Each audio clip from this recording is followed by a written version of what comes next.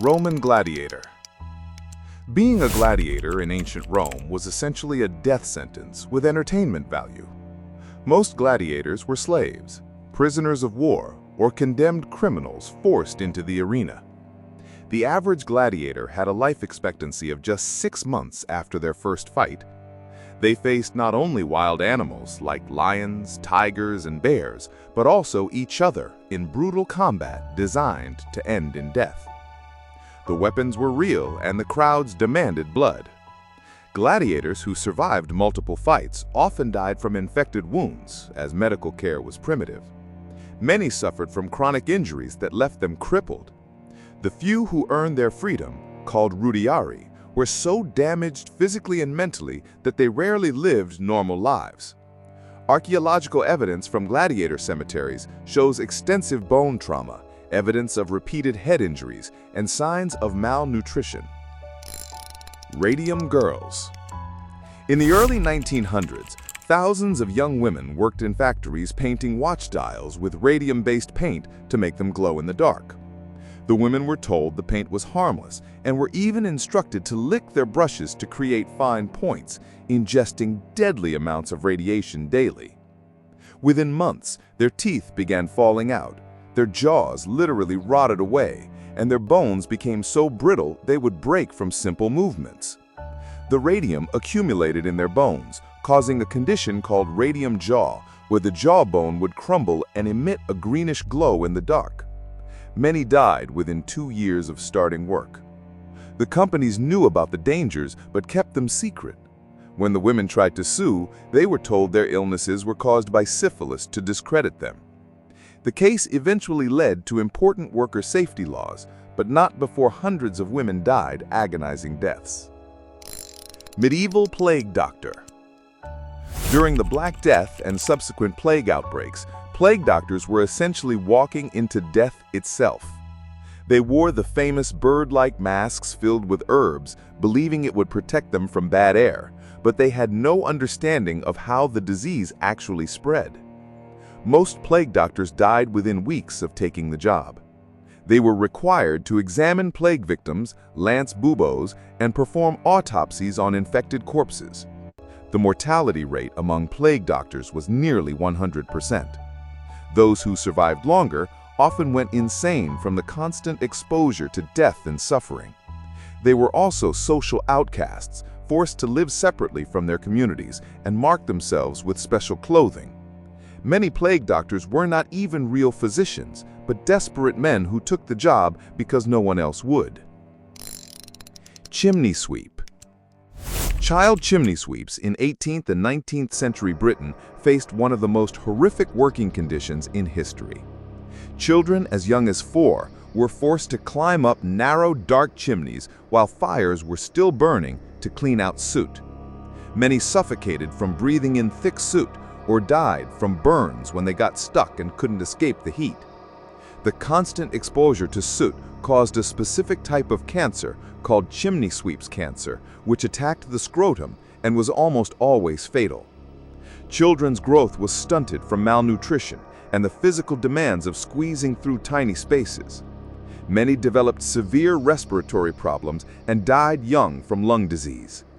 The mortality rate was so high that most child sweeps died before reaching adulthood. Their knees and elbows were permanently damaged from crawling through rough brick passages, and many were deliberately kept small and malnourished to fit through tighter spaces.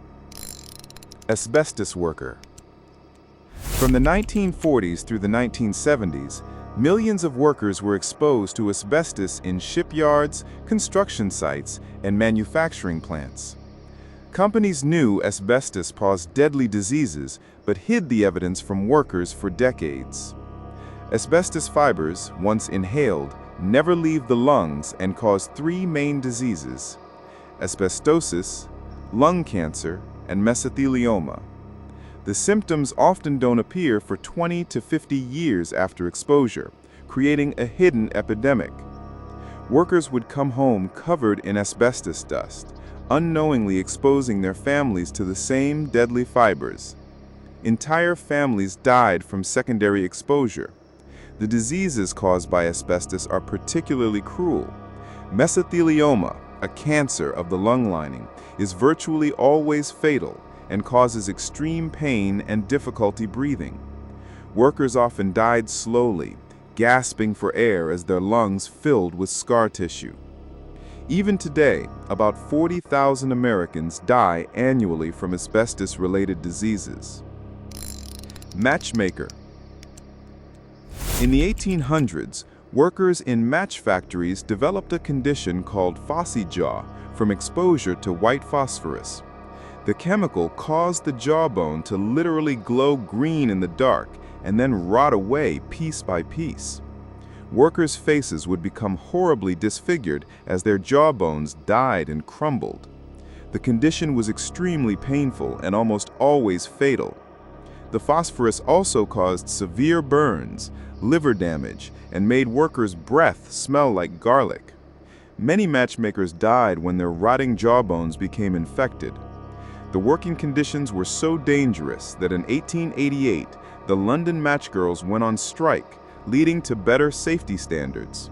However, white phosphorus wasn't banned until 1910, after thousands of workers had already died. Uranium miner. Uranium miners in the American Southwest during the Cold War faced extreme radiation exposure with no protection. The government and mining companies knew about the dangers, but kept them secret to maintain uranium production for nuclear weapons. Miners worked in poorly ventilated tunnels filled with radioactive dust and radon gas. They developed lung cancer at rates 85 times higher than the general population. The Navajo miners were particularly affected, with entire communities devastated by cancer. Many miners died within 10 years of starting work. The radiation exposure was so severe that miners' clothing and equipment remained radioactive for decades. Families were also affected when miners brought radioactive dust home on their clothes and shoes. The government eventually paid compensation to miners' families, but not until after thousands had died from preventable radiation-related diseases. Shipbreaker. In countries like Bangladesh and India, workers dismantle massive ships using only hand tools and no safety equipment. They work with toxic materials like asbestos, lead paint, and oil residues that cause cancer and organ failure. Workers regularly fall from great heights, are crushed by falling metal, or are burned by explosions from leftover fuel. The average life expectancy of a shipbreaker is just 50 years. They work 12-hour shifts in extreme heat, breathing in toxic fumes that destroy their lungs. Many die from accidents within their first year on the job. The work is so dangerous that one worker dies every week in Bangladesh's shipyards alone. Those who survive often suffer from chronic respiratory problems, skin diseases, and various cancers from chemical exposure.